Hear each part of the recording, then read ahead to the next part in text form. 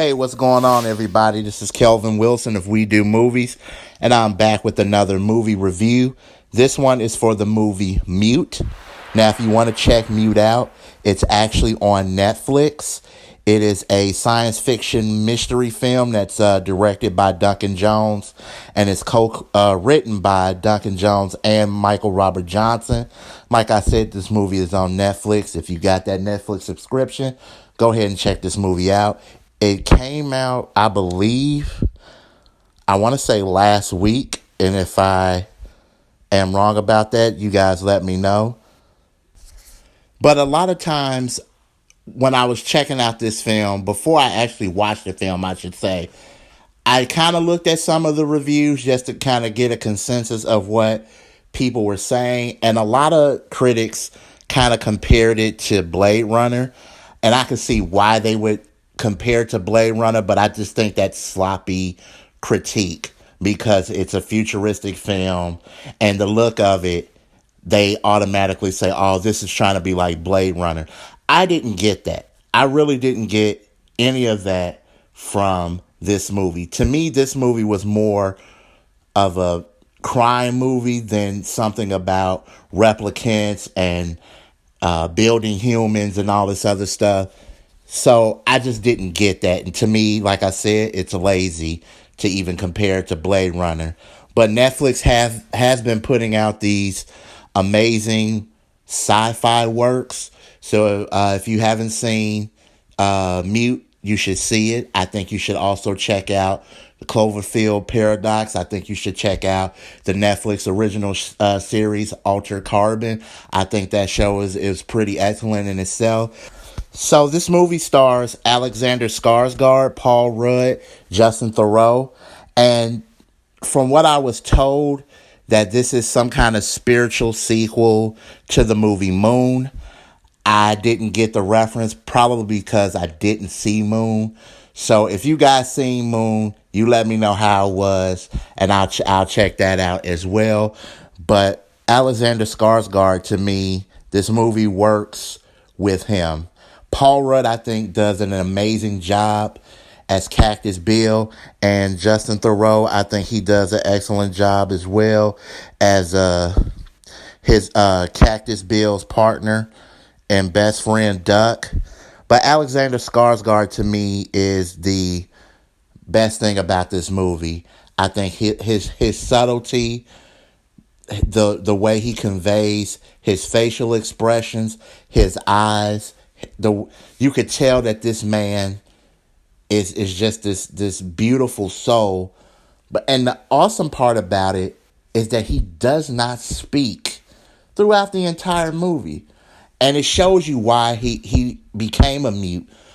But, to do a movie like this where you're not speaking one bit at all, I think that's commendable. And I think he's just a talented actor, not only not to speak because he's playing a mute character, but to still convey acting through his emotions, his eyes, the body language, and everything like that. This movie basically is about Leo, that's played by Alexander Skarsgård, and he is a bartender at this futuristic bar, and his girlfriend works there too. And he's really in love with his girlfriend. She's in love with him too. And one day she ends up missing. And this is his journey just to find out why she's missing. And he has to go through all this seedy underworld stuff. And part of it involves Paul Rudd's character and Justin Theroux as well. And I like those two in this movie as well.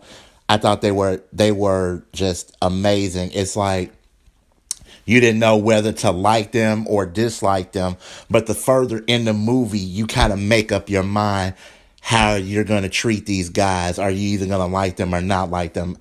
I love the aesthetic of this movie. I love the pace of this movie. I just felt like this movie could have offered a little bit more, maybe in why this girl ended up missing.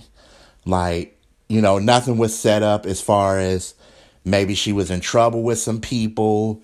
There was like no real setup to that. It just, she disappeared and then we're off into this adventure. I really wish they would have built that up a little bit more.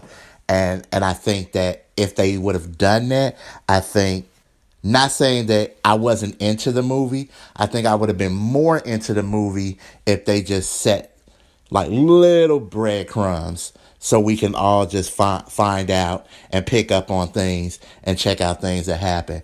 And when stuff did happen, when you start finding out things, then it just became a thing of, oh, okay, well, now I get it. But other than that, I thought the screenwriting in this movie was good. I thought the acting was good. I'm telling you, I think that the best part of this movie, acting wise, is Alexander Skarsgård.